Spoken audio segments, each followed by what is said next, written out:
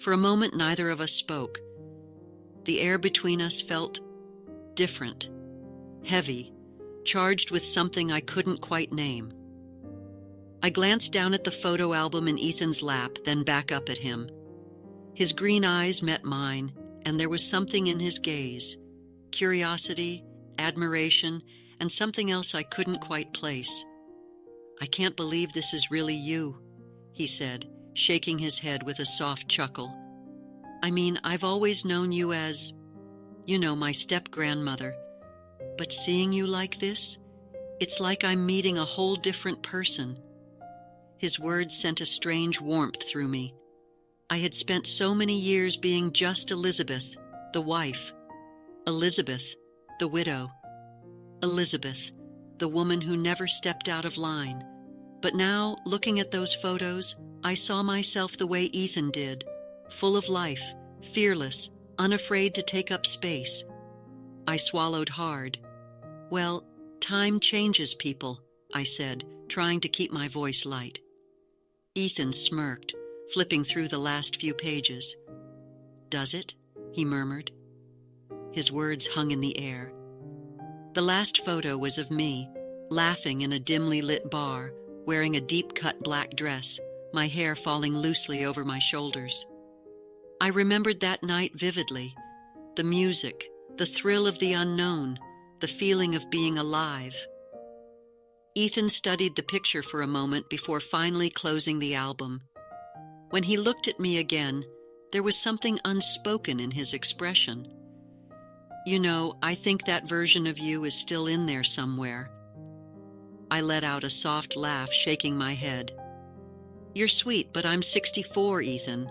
That part of my life is over." He raised an eyebrow. "Is it?" Silence stretched between us.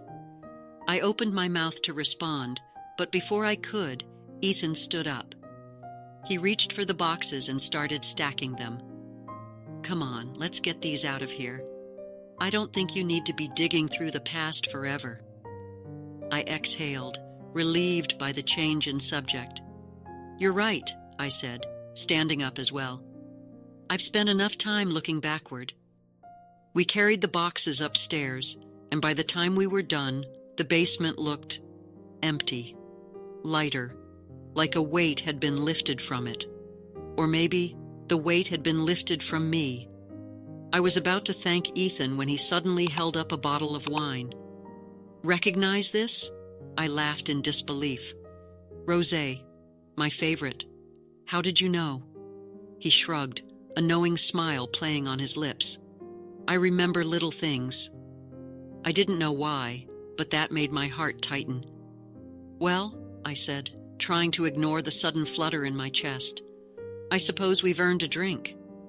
Ethan nodded, grabbing 2 glasses as we settled onto the couch. He poured the wine, handed me a glass, then lifted his own. "To new memories." I smiled. "To new memories." We clinked our glasses together, and as I took my first sip, I found myself watching him. Not in a way I should have been, not in a way that made sense, but in a way I couldn't seem to stop. If you've made it this far, you know there's more to this story than meets the eye. Some chapters in life close forever. Others? They have a way of opening back up when you least expect it. Make sure to subscribe, turn on notifications, and leave a comment below. I can't wait to hear your thoughts on this one.